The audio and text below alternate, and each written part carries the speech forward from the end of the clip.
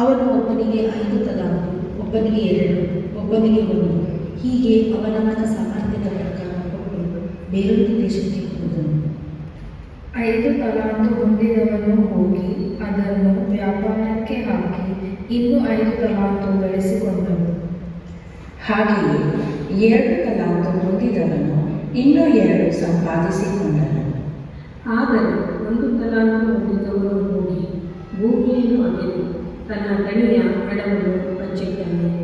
ಬಹುಕಾಲದ ಮೇಲೆ ಆ ಆಳುಗಳ ದಣಿಯು ಬಂದು ಅವರಿಂದ ಲೆಕ್ಕ ತೆಗೆದುಕೊಳ್ಳಲು 5 ತಲಾಂತು ಹೊಂದಿದವರು ಮುಂದೆ ಬಂದು ಇನ್ನೂ 5 ತಲಾಂತು ತಂದು, ಸ್ವಾಮಿ, ನೀನು 5 ತಲಾಂತನ್ನು ನನಗೆ ಕೊಟ್ಟಿದ್ದೀಯಲ್ಲ, ಇದು ಇನ್ನೂ 5 ತಲಾಂತು ಸಂಪಾದಿಸಿದ್ದೇನೆ ಅಂದನು.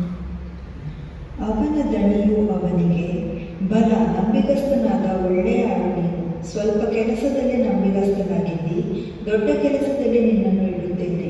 ನಿನ್ನ ದಣಿಯ ಸೌಭಾಗ್ಯದಲ್ಲಿ ಸೇರು ಅಂದನು.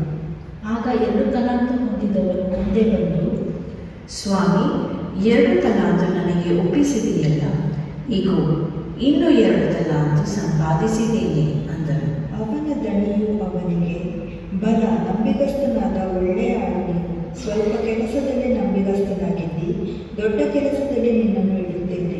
ನಿನ್ನ ದಣಿಯ ಸೌಭಾಗ್ಯದಲ್ಲಿ ಸೇರು ಅಂದನು.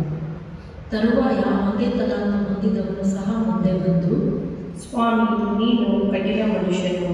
ನೀನು ಬಿತ್ತದಿರುವಲ್ಲಿ ಕೊಯ್ಯುವವನು, ನೀನು ತೂರದಿರುವಲ್ಲಿ ರಾಶಿ ಮಾಡಿಕೊಳ್ಳುವವನು ಎಂದು ತಿಳಿದು ಹೆದರಿಕೊಂಡು ಹೋಗಿ ನಿನ್ನ ತಲಾಂತನ್ನು ಭೂಮಿಯಲ್ಲಿ ಹಂಚಿದ್ದೆನು.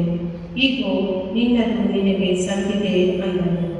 ಆಗ ಅವನ ದಣಿಯು ಅವನಿಗೆ, ಮೈಗಳ್ಳನಾದ ಕೆಟ್ಟ ಆಳು ನೀನು. ನಾನು ಬಿತ್ತದಿರುವಲ್ಲಿ ಕೊಯ್ಯುವವನು, ತೂರದಿರುವಲ್ಲಿ ರಾಶಿ ಮಾಡಿಕೊಳ್ಳುವವನು ಎಂದು ತಿಳಿದೆಯಾ? ಹಾಗಾದರೆ ನೀನು ನನ್ನ ಹಣವನ್ನು ಸಾಹುಕಾರರಲ್ಲಿ ಬಡ್ಡಿಗೆ ಹಾಕಬೇಕಾಗಿತ್ತು. ನಾನು ಬಂದು ನನ್ನದನ್ನು ಬಡ್ಡಿ ಸಹಿತ ಪಡೆದುಕೊಳ್ಳುತ್ತಿದ್ದೆನು ಎಂದು ಹೇಳಿ ತನ್ನ ಸೇವಕರಿಗೆ, ಅವನಿಂದ ಆ ತಲಾಂತು ತೆಗೆದು 10 ತಲಾಂತು ಇದ್ದವನಿಗೆ ಕೊಡಿರಿ. ಇದ್ದವರಿಗೆಲ್ಲ ಕೊಡಲ್ಪಡುವುದು, ಅವನಿಗೆ ಮತ್ತೂ ಹೆಚ್ಚಾಗುವುದು. ಇಲ್ಲದವನ ಕಡೆಯಿಂದ ಇದ್ದದ್ದು ತೆಗೆಯಲ್ಪಡುವುದು. ಮತ್ತು ಕೆಲಸಕ್ಕೆ ಬಾರದ ಈ ಆಳನ್ನು ಹೊರಗೆ ಕತ್ತಲೆಗೆ ಹಾಕಿಬಿಡಿರಿ ಎಂದು